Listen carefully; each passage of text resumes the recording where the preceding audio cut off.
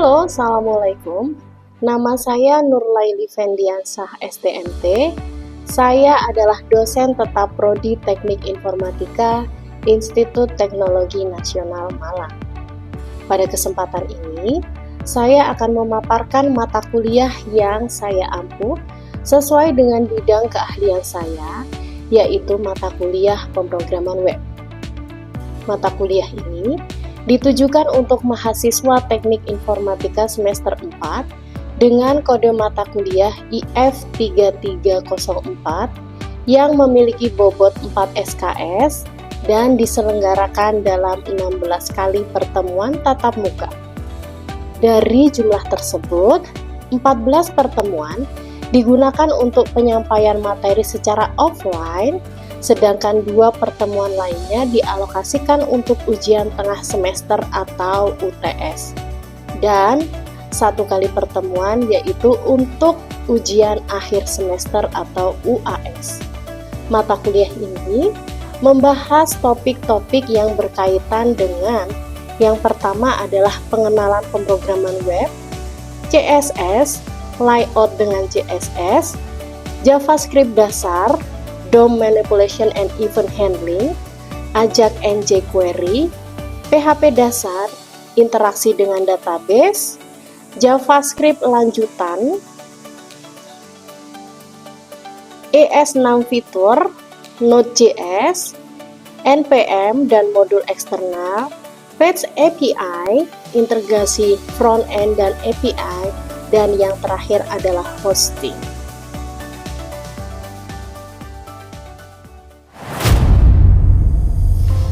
Mata kuliah ini akan mempelajari bagaimana belajar membangun website, memperkenalkan dan memperdalam pemahaman mengenai pengembangan front-end web dengan fokus pada HTML, CSS, dan JavaScript, serta PHP sebagai bahasa pemrograman server-side untuk mengelola data dan interaksi pengguna.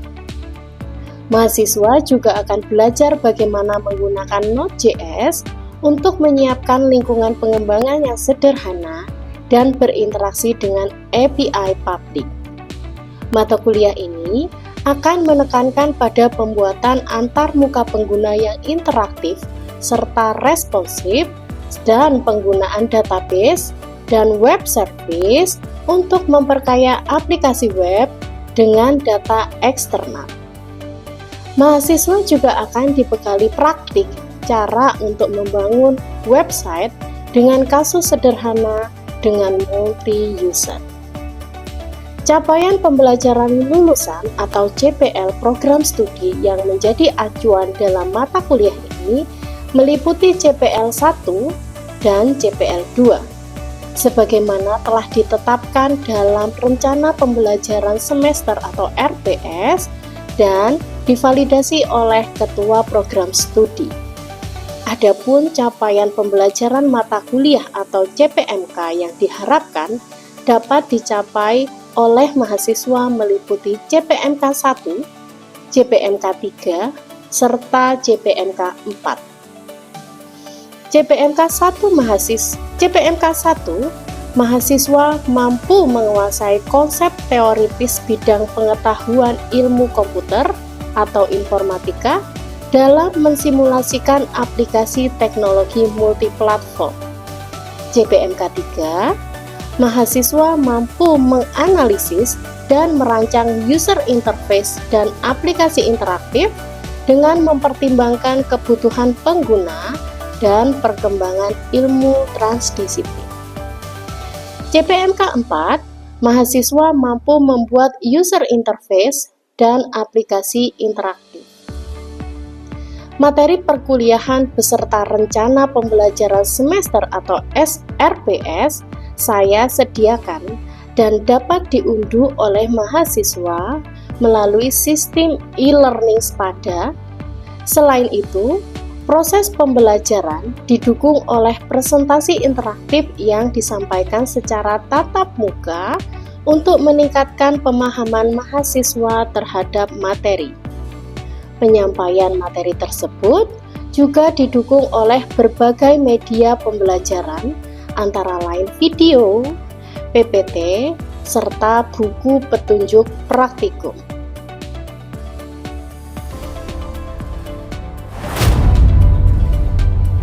Interaksi pada mata kuliah ini melibatkan komunikasi dua arah antara dosen dan mahasiswa berupa diskusi dan tanya jawab. Sistem penilaian yang saya tetap terapkan pada mata kuliah ini meliputi asesmen formatif dan asesmen sumatif. Asesmen formatif digunakan untuk mengevaluasi proses pembelajaran melalui kuis, tugas proyek, individu maupun kelompok, serta penilaian terhadap sikap dan keterampilan mahasiswa sesuai dengan ketentuan yang tercantum dalam Rencana Pembelajaran Semester atau RPS.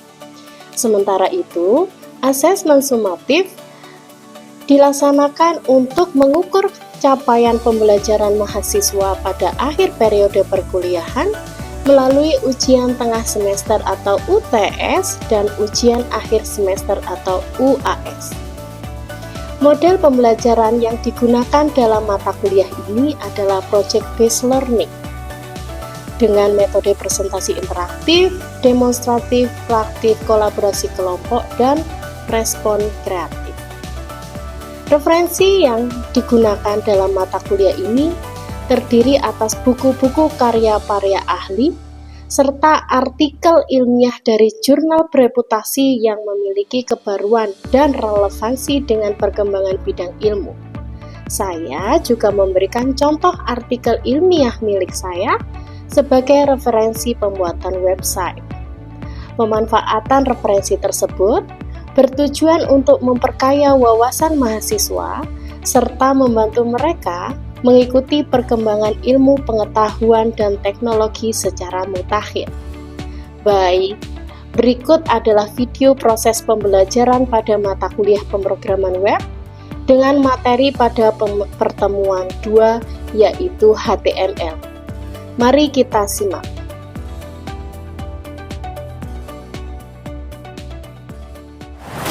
Baik, selamat siang teman-teman. Assalamualaikum warahmatullahi wabarakatuh.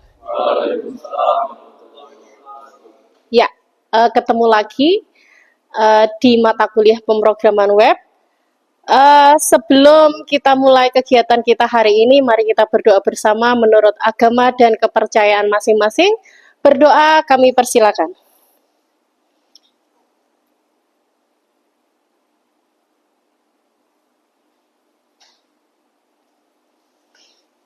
Ya, berdoa boleh diakhiri. Hari ini adalah pertemuan kedua kita ya teman-teman. Apa kabar hari ini? Masih semangat? Semangat. Baik, sesuai dengan RPS yang sudah saya bagikan di Spada. Oh ya, Spadanya sudah masuk semua? Sudah masuk semua?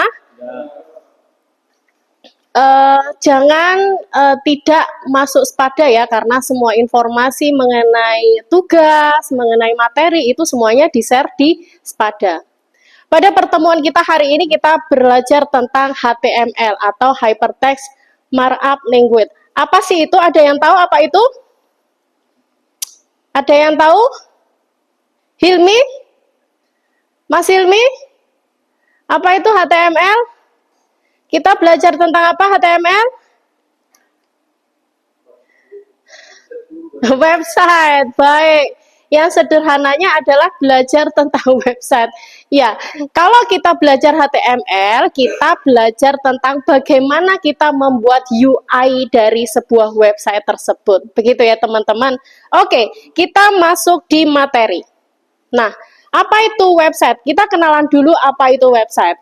HTML saya maksud. HTML adalah Hypertext Markup Language atau biasa dikenal dengan HTML, adalah bahasa yang digunakan untuk menulis halaman web.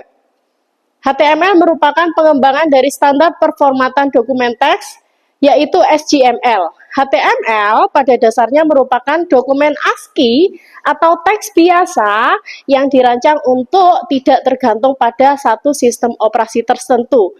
Jadi karena ini website teman-teman, website itu jalannya di browser.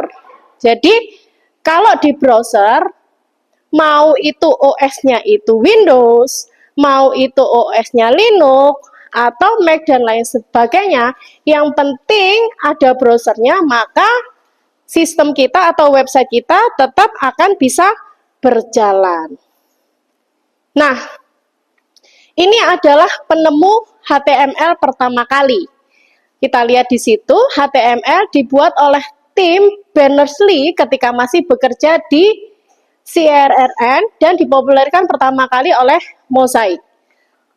Awalnya, yaitu tahun 1990, HTML mengalami perkembangan yang sangat pesat.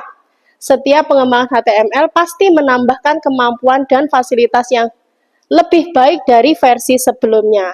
Makanya, kenapa ketika kita menggunakan browser tersebut selalu ada update terbaru ya untuk setiap periodenya. Oke, next. Nah, kita belajar HTML ini, kita akan belajar apa saja sih, teman-teman? Yang pertama, kita belajar dasar-dasar HTML, ya. Kemudian bagaimana menambahkan efek karakter fisik pada halaman webnya, bagaimana menambahkan efek karakter logika, bagaimana membuat tabel, bagaimana caranya untuk membuat daftar list, begitu ya, tampilan dokumen, link, kemudian bagaimana menginsertkan atau memasukkan, menambahkan gambar ke dalam web kita, kemudian bagaimana menambahkan objek multimedia lainnya, dan yang paling penting adalah kita bagaimana caranya membuat form. Next, pada saat kita belajar HTML, kita harus mengenal bagaimana sih caranya ketika kita melakukan coding atau membuat program HTML itu. Anda lihat di sini, fungsi utama HTML adalah memberi perintah kepada browser untuk melakukan manipulasi tampilan melalui tag yang ditulis dalam HTML. Ya, kalau kita belajar HTML, kita mengenal istilah tag. Apa itu tag? Tag itu, sebentar. Kalau pada bahasa ketika kita membuat program website, kita mengenal open tag dan end tag. Nah, ini yang di dalam kurung ini adalah perintahnya apa-apa yang akan kita masukkan. Misalkan,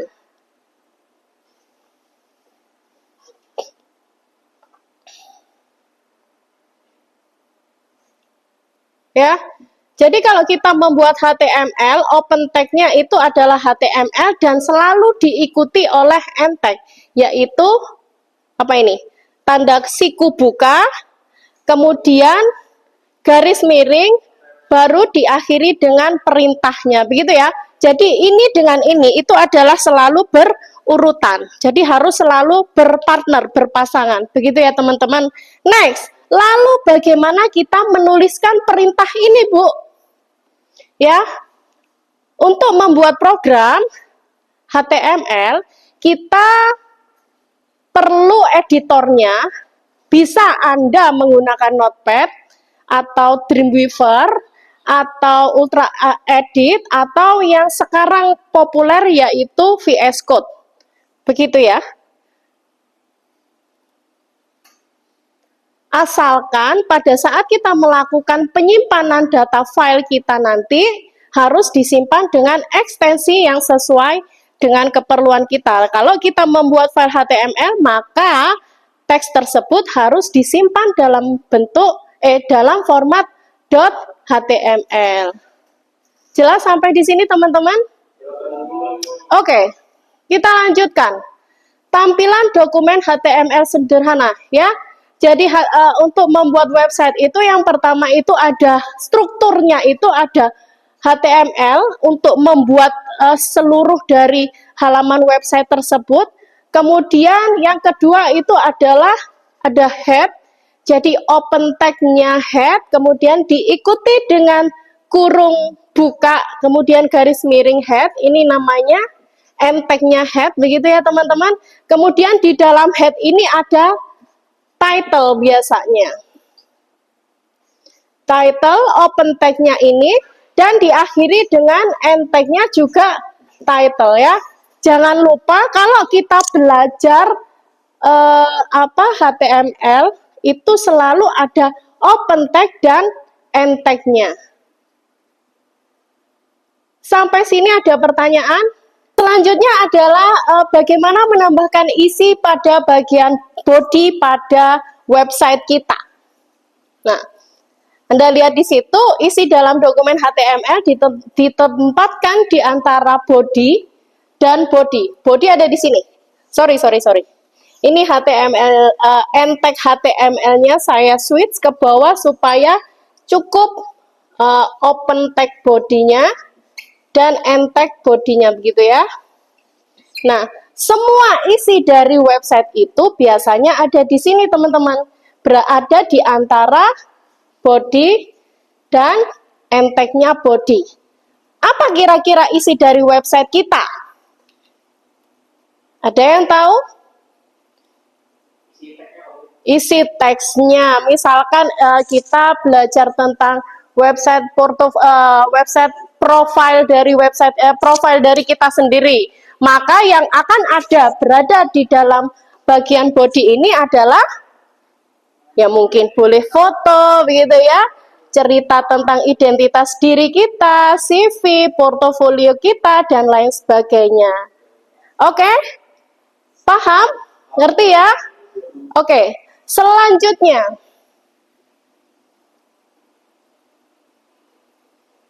Oh, ini contohnya, oke ya. Ketika contohnya artikel. Elemen teks. Bagaimana kita mengolah teks. Nah, pada HTML, elemen teks terdiri dari 3. Ada paragraf, untuk menuliskan paragraf ya, artikel dan lain sebagainya. Ada block quote, dan ada divider. Apa itu nanti kita pelajari. Yang pertama, elemen paragraf. Ingat, elemen paragraf dia adalah merupakan bagian dari isi body ya.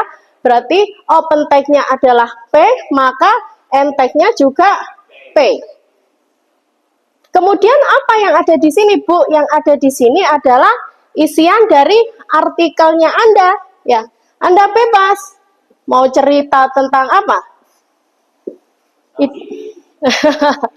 Cerita tentang harian ya. Cerita tentang bagaimana pengalaman hidup, cerita tentang pacar ya, dan lain sebagainya. Oke, jangan ngantuk. Kemudian selanjutnya, paragraf itu ya, tag paragraf itu memiliki properti teman-teman. Anda lihat di situ, seperti kita mengolah paragraf pada MS Word, ya. Nah, itu ada align left, align right, align center. Itu adalah untuk mengatur paragraf kita rata kanan, kiri, dan seterusnya. Sama ya, ketika kita melakukan perataan formatting di MS Word. Jadi, bagaimana caranya itu hampir sama. Oke, ini adalah contoh dari outputnya, teman-teman. Selanjutnya, elemen block quote. Nah, block quote sama.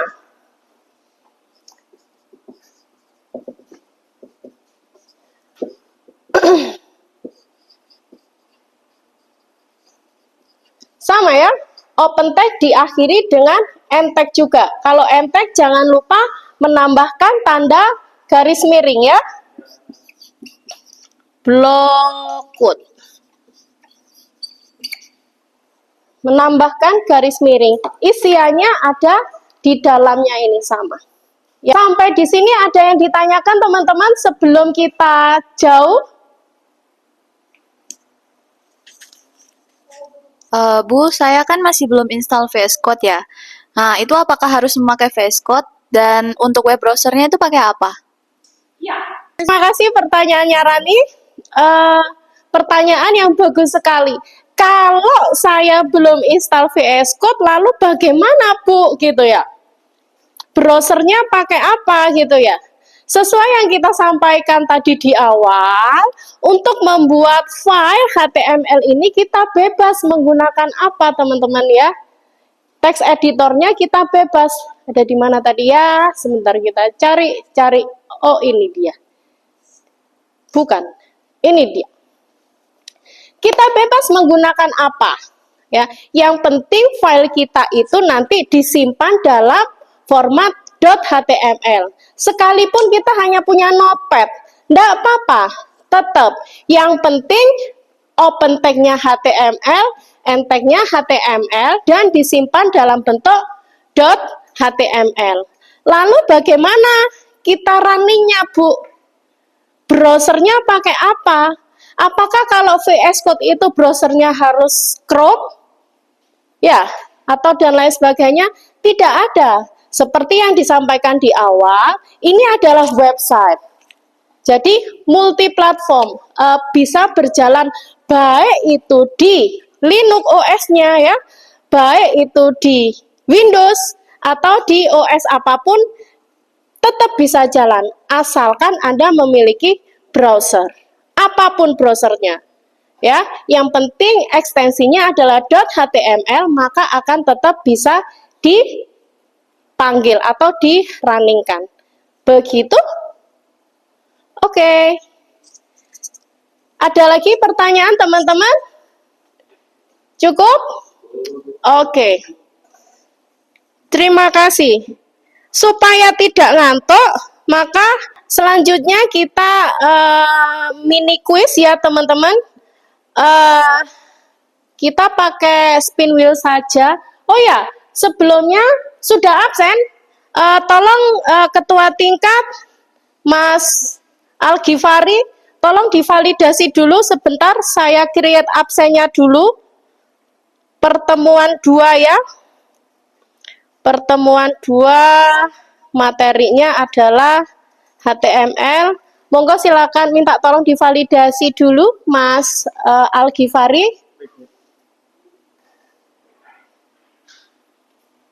Sudah? Sudah? Silakan absen teman-teman yang lain.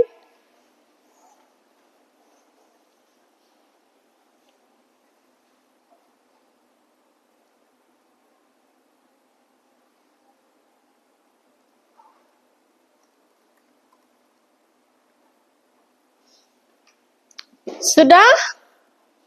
Ya, kita bikin mini quiz. Soalnya sederhana saja. Coba bikinkan satu file HTML yang berisi komponen-komponen yang sudah kita pelajari tadi. Minimal 2 komponen, begitu ya. Siapa cepat, dia akan mendapatkan poin. Kita spin hari ini, langsung. Oke.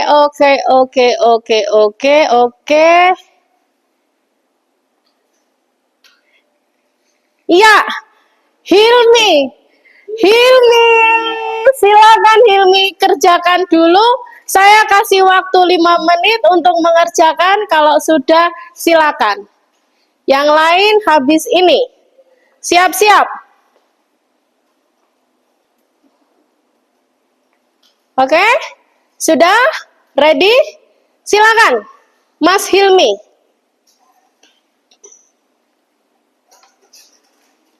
Sana apa sini? Project-nya mini sederhana sekali.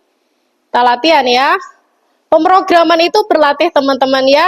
Jadi semakin banyak teman-teman berlatih, maka semakin apal lah ya. Oke, ini untuk mini project atau mini kuisnya.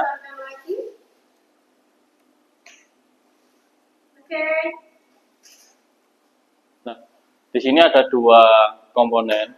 Ada heading 1 untuk teksnya sama button. Nah, di sini ada struktur dari HTML-nya serta heading untuk judulnya, yaitu button. Untuk hasilnya dia seperti ini, Bu. Nah, di atas pojok itu terdapat Boleh dibesarkan?